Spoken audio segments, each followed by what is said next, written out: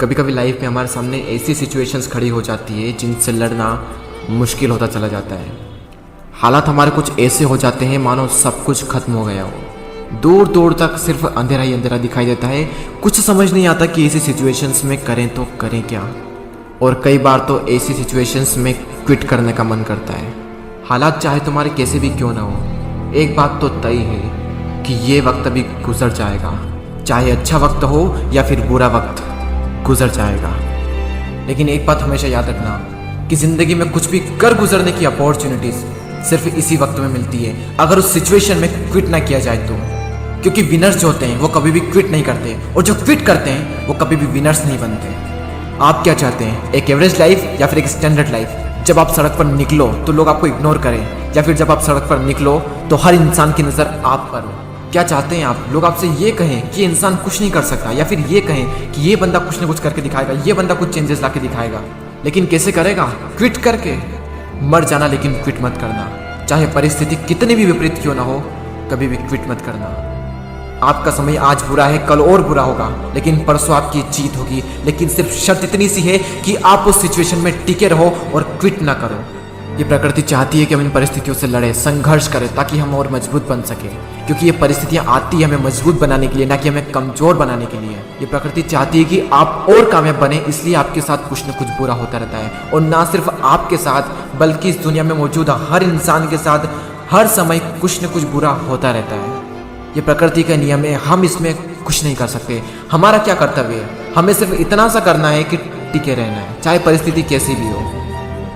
मैं आपको एक छोटी सी कहानी बताता हूँ। एक बार एक बायोलॉजी के टीचर्स अपने स्टूडेंट्स को एक तितली के बारे में बता रहे थे, और उन्हें वे ये प्रैक्टिकली दिखा रहे थे कि खोल में से तितली कैसे निकलती है। और वो टीचर ये कहकर चले गए कि कोई भी स्टूडेंट्स उस तितली की मदद नहीं करेगा। वहाँ पर जितने भी स्टूडेंट थे वो ध्यान से उस खोल में से तितली को निकलते हुए देख रहे थे। तभी एक स्टूडेंट को उस पर दया आ गई और उसने उस तितली की मदद की उस खोल से बाहर निकलने में, और सफलतापूर्वक वो तितली उससे बाहर निकल गई। और उस स्टूडेंट की वजह से उस तितली को कोई संघर्ष नहीं करना पड़ा, कोई ज़्यादा मेहनत नहीं करनी पड़ी उस खोल से बाहर निकलने में। लेकिन वो तितली थोड़ी ही देर में मर गई। जब टीचर वापस लौटे तो उन्हें पूरी घटना मालूम हुई। तब उन्होंने अपने स्टूडेंट को बताया कि वो तितली जब संघर्ष करती है तो उससे उसके पंखों को मजबूती मिलती है। यही प्रकृति का नियम है। उस तितली की मदद करके उस स्टूडेंट ने उस तितली को संघर्ष करने का मौका नहीं दिया, और यही परिणाम हुआ कि वो तितली मर गई। संघर्ष ही जीवन है, संघर्ष ही आपको मजबूत बनाता है। इंग्लिश में कोट से नो पेन नो गेन। संघर्ष तो करना पड़ेगा चाहे कुछ भी हो जाए, और इसमें कोई बहाना नहीं, नो एक्सक्यूजेस। जो विनर्स होते हैं या तो किसी काम को करते ही नहीं, और अगर वो किसी काम को करते हैं तो उसमें कभी भी कोई भी बहाना नहीं बनाते।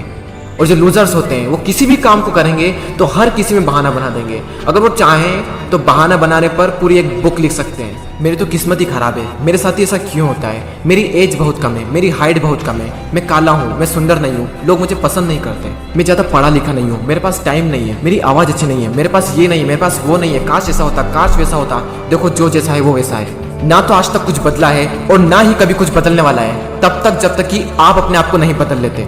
जब भी अंदर से ऐसी फीलिंग्स आए, जब भी बहाना बनाने का मन करे, अपने आप से जोर से चीख के चिल्ला के अपने आप से कहें नो एक्सक्यूजेस। कोई बहाना नहीं। जहां पर भी आप काम करते हैं, जहां पर भी आप पढ़ाई करते हैं, जो भी आपका वर्क प्लेस है, वहां पर कागज पर लिखकर चिपका दें नो एक्सक्यूजेस, कोई बहाना नहीं। मैंने भी अपने वर्क प्लेस पर ये लिख रखा है नो एक्सक्यूजेस, और आज से आप भी कसम खा लें कि कभी भी जिंदगी में बहाना नहीं बनाएंगे। आज आप लोग भी कमेंट में लिख कर जाएं नो एक्सक्यूजेस, ताकि मुझे पता चले कि कितने लोगों ने इस वीडियो को पूरा देखा। मैं आपसे मिलूंगा अगले वीडियो में। जय हिंद, जय भारत।